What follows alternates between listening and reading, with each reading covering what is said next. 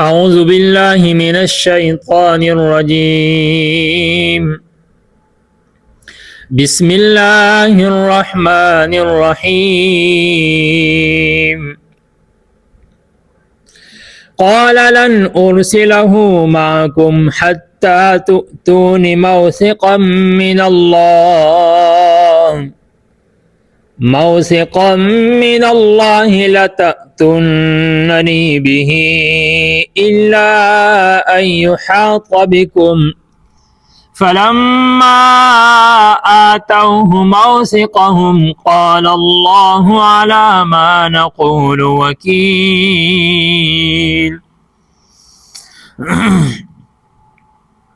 د دې ځاینا د سورۃ یوسف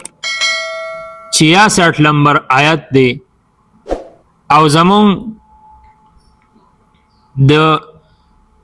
دې سورۃ یوسف 22 نمبر درس دی. آیت مبارک ترجمه چې کوم وایو داغه دادا قال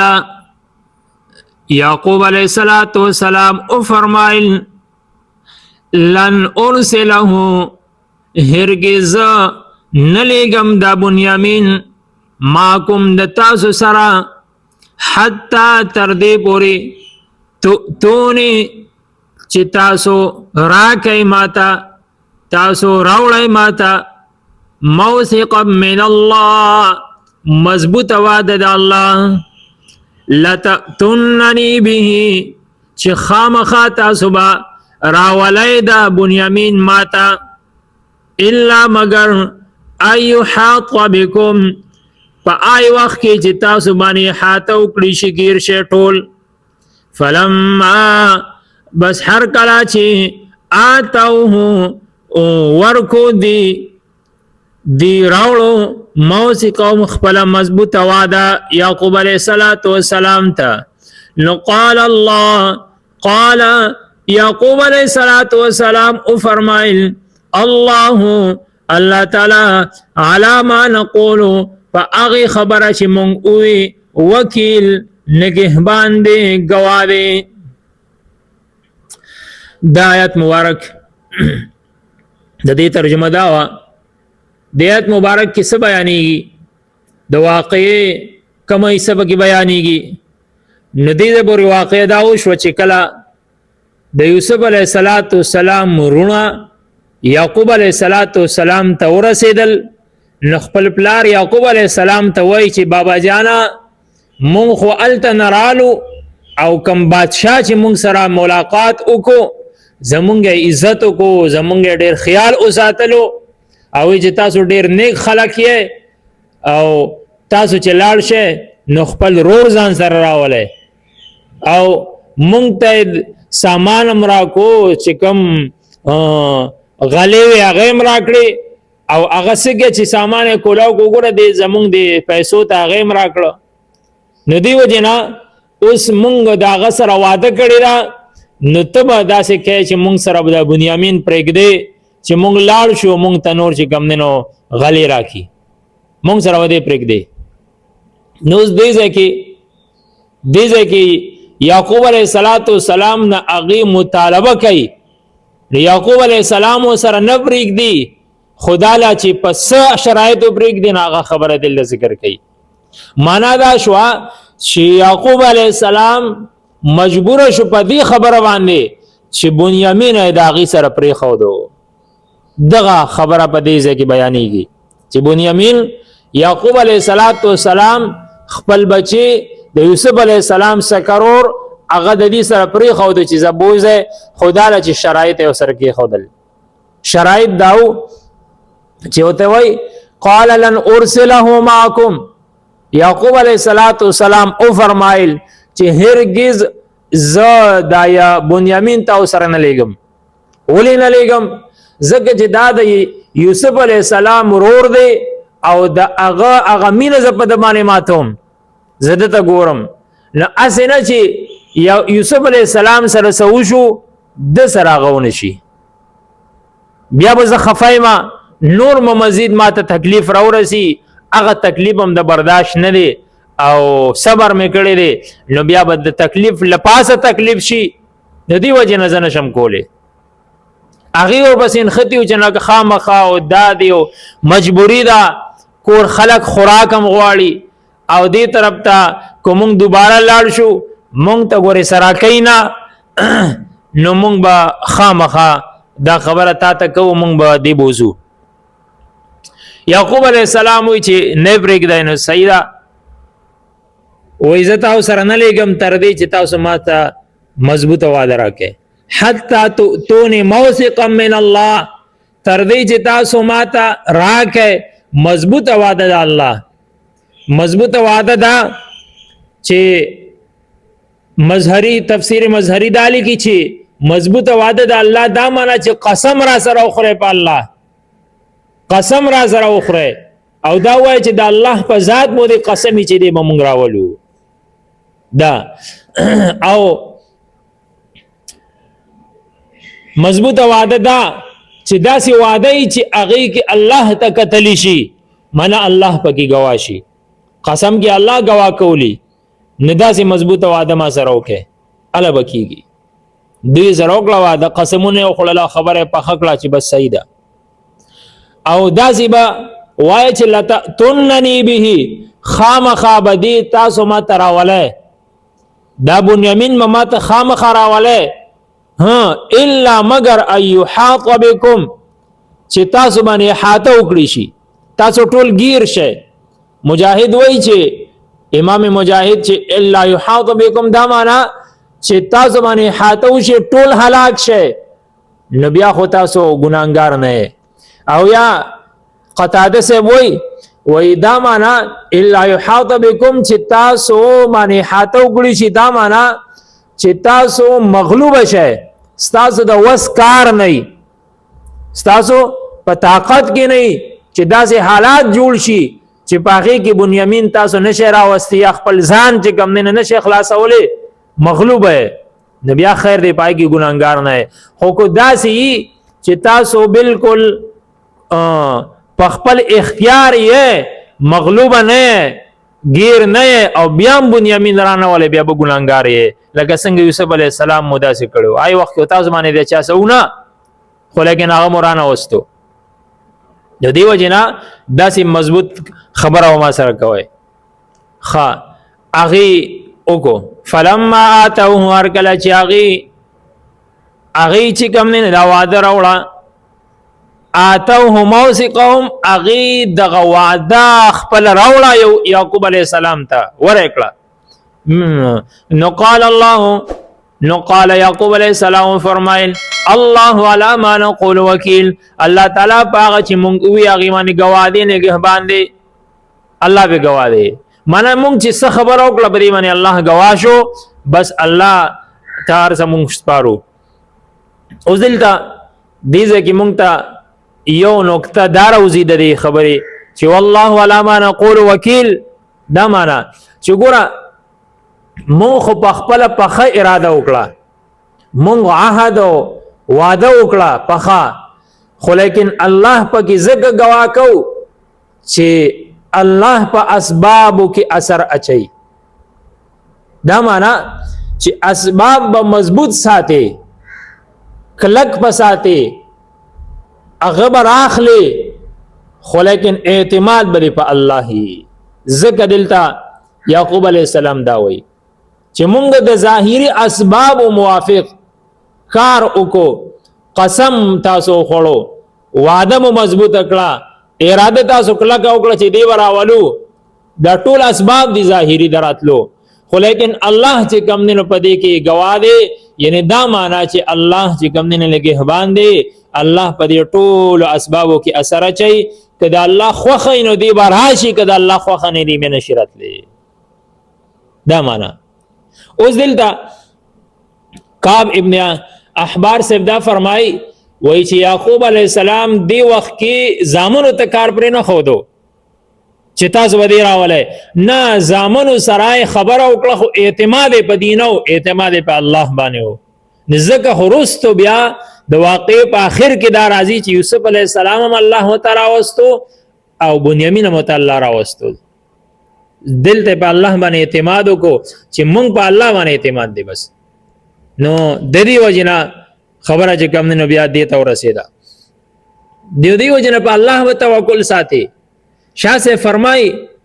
وای ظاهری اسباب به استعماله خو لیکن اعتماد به په الله هی. مونږ کو روټه خرو زمونږ د مړېدو لپاره یو سبب دی، کومونږ وبس کو زمونږ د مړېدو لپاره سبب دی، مونږ به دا خامخا رالو چې وږي شو تږي شو، ولیکن اعتماد او یقین به مو په الله چې مونږ دا روټه او دا اوبه مړی او دارنګې زمونږ تند نه ماتوي بلکې الله ماتوي. چې ته روان شي یو ځای نه بل ځای ته ځې نو ته به کرایي راخلې، ته به ګاډې استعمالی، ته به جاز استعمالی، ته به بل سورلی استعمالی، خو اعتماد به دې په دې پیسو په دې ګاډي په دې شیزونو نه وي. ته به وایې الله ما رسئ. ځکه ډېر کله ته داسي سړی پیسې م راواخلي، سړی هر څه راواخلي خو په الله اعتماد نه وي، آی وخت کې کار ونه شي یا الله ونه غواړي کار نه کېږي. الله چې کوم کار وغواړي نه به کېږي. انسان اختیار د اسبابو دی، د اسبابو نه بره دا د الله اختیار دی، داسې به نه وي. ته به هر کار چې شروع کوې نه که الله وغوښته نو کېږي به، که الله نه غواړي ګورې نه کېږي. یو کسو هغه ته روانو په لاره باندې میلې ورځ وه، چا ورته ویل که څه کوې؟ وایي چې خر اخلم. خر اخلی زی ویا وی انشاءالله ورسره وایه وی انشاءالله ته څه ضرورت دی؟ الدراهم فی جیبی والحمار فی سوقی فی وی زما چې کوم نه دراهم زما په جیب کې دي، والحمار فی السوق او خرچ دی په بازار کې دی، نو څه حاجت دی ان شاء الله تا معنا ارسشتا موجود دین ان شاء الله وګي سویل غواړي. ان په الله باندې اعتماد او الله باندې د الله غیر ادا هو یو شانی ناغوي سید زما خبره خو ما ته وکړه نور ستا کار دی. لاړو سړی لاړو الته خر بیا کو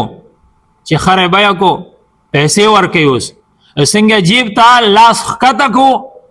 جیب ته جیب تراشو والیو، هغه لاس یې د جیب نه پورې را پورې ووتو. د ده ذهن ته خبر راله چې دا مې څه وکړو، دا څه وشو. پیسې مې وې، خرم موجود دی، هر یو شي شته او زما هغه کار نه کېږي. الله نه غواړي نو هغه بس دماغ چې کوم دی دا ځای ته ځای ته راله نو بس سړي ته وي زه مړه بیا به شي ځه، پیسې ورسره نه وي. سړی را روان شو، بیا ختمه شوه، خر وانغستلی شو. چې واپس را روان دی هغه سړی ورسره میلاو شو، هلکه خر خو دې وانغسته او خالي لاس رالی. نو دی وایي ورته وایي زه چې د ستا نه روان شم انشاءالله او بازار ته ورسېدم انشاءالله او څنګه مې خر بیه کو انشاءالله، نو چې کله مې جیب ته لاس ښکته کو انشاءالله نو جیب رانه جیب تراشو والی و انشاءالله. هغه ورته اوس انشاءالله ته ضرورت نشته، هغه مخکې په کار و. اوس خو کار شوی دی، د کار د کېدو نه مخکې تاله انشاءالله په کار و. نو معنا دا ده چې د کار د کېدو نه مخکې ته اسباب راواخله، پیسې راواخله، شیزونه استعمالوه، ولیکن انشاءالله ته ضرورت شته چې د الله خوښه شي، د الله باندې به اعتماد کې نه لوه کېږي. ځکه دلته یعقوب علیه السلام فرمایي که الله وغواړي الله نګهباني کوي نه هله به وشي. نو مونږ خو ظاهري وکړو. بله خبره نو ګوره ظاهري اسباب د استعمالول دي. لکه اکثر مونږ ډاکټر ته لاړ شو نو ډاکټر اکثر دا بعضې خلکو دا لیکلي ډاکټرانو ښکلې کوم دی نو خبره ده، دی لیکلي چې اعطیت دواء وعلیک دعا الله یشفیک. وایي زه دوایي در کوم، تا باندې دعا ده الله به شفا درکړي. معنی ته به دوایي استعمالی، دعا به کې د الله نه به غواړې الله به شفا درکوي. ځکه خو هو شافي، هغه الله شفا ورکوونکی د دوایي نه ده، ظاهري شیزونه نه دي. نو معنا دا ده چې هر یو شیز کې به توکل په الله کې. یوه خبره. دویمه خبره دا ده چې د دې ځای نه یو خبره مونږ ته بله ثابتېږي، هغه دا ده چې اولاد بچي او شاګردان د هغې نه ګناه خطا وشي نو تعلق به سره کټکې نه، دا نه چې د اغینه ګناه وشوه، د اغینه خطا وشوه، د اغینه بی ادبی وشوه او ته سره مکمل تعلق کټ کې. دا نه دا نه د انبیاء طریقه نه وا. ته به د اغي د اصلاح لپاره فکر کوي، ته به اغي اصلاح کوي. دا بنئ چې مطلب وې زمړه روکی کې خپل کار کوي نه. یعقوب علی السلام بچونه خطا وشوه، یو دا دروغ وته وې، د دروغ وعده وسره وکړي. یوسف علی السلام ازار کو، هغه ماشوم باندې ظلم کو، هغه خرص کو، داغه د قتل منسوبي جوړ کړي. یعقوب علی السلام بوډا زویب بابا جان اغله تکلیف ورکو. دا دومره ګناونه وکړو او هغه باوجودم یعقوب علی السلام سره تعلق نکټ کوي، بیا هم د غیله اصلاح چې کوم نه کوشش کوي، بیا میزان سره چې کوم نه ساتي په خپل نگهبانه کې، په خپل چې کوم نه ځان سره په اصلاح کې دا خپل لاس دلان نه ساتي. نو معنا دا شو چې داسې منکه داسې منکه ځکه شاګردان شو، کشران شو، بچی شو، خامخا عقل کمزوري، خامخا داغینه غلطی کیږي، انسانان دي، د ته بدانه کې تبا اخلاق سره خولي طریقې سره داغي سره راضي. دیو جن دی کې مونږ ته بل مسله دام روزي چې خولي اخلاق بساتي، خمامله بساتي د خپل شاګردانو د خپل بچو سره. یعقوب علیه السلام ته پته وا چې دی دروغ وای، یوسف علیه السلام مړ نه دی، خو دیو سره خپل چې کم نه سکړی هغه کړی دی، خو هغه باوجودم دون خپل اخلاق او خپل معاملات چې دوباره بیا ضرورت راغی مجبور شو بنیامین سره پرې خو دو، بنیامین بیا پرې خو دو. او سلورم نمبر داتې روزي چې په الله به توکل ساتي. او دارنګ پنځم نمبر دا خبرم د دین روزي کو چرتا ستا سره یو ملګری داغه مال ستا په سامان کې پاتې شي او بیا شواهد داسي او گواهان داسې موجود شي چې دغه مال ستا ذهن کې داراشي غالب ګمان چې او دا پیسې دا شیز به هغه قصدن زما لپاره یخي او تا ته ویلی نه دي، ته دغه استعمال بیا کولی شي. او کو شکوک او شبهات پکې راځي چې شاید دا داغه نه يرشي وي او هغه ستا لپاره نه دی یخي، بیا به نه استعمال بیا حرام دي. لکه دی واقعیا کې یوسف علیہ السلام د دې په غمال کې پیسې کې خو دی، نو ظاهری شواهد داو چې دا یوسف علیہ السلام یا داغه د خلکو نه يرشي نه دي، بلکې دا دې تاریخ دي. دیو جن یعقوب علیہ السلام بیا دا انکار ونکو، بلکې سوي وای خیر دې زداواله